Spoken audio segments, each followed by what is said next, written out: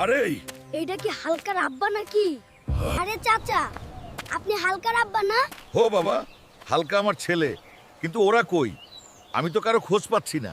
চাচি হাসপাতালে ভর্তি আছে আর আপনার পুলায় মাইন্সের টাকা চুরি করে কারাগারে বন্দি। আমার হালকায় কারাগারে কোন বান্দির ফুত আমার পুলারে লয়ে গেছে।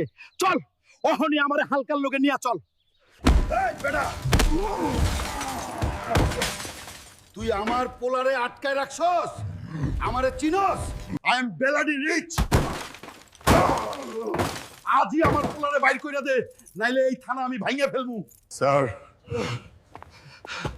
আমারে মাফ কইরা দেন, আমি আপনার সব টাকা শোধ কইরা দিব, কসম। ওই হালকা, এইটা কোনো সার না, ও এটা তোর আব্বা রে। আপনি আমার আব্বা?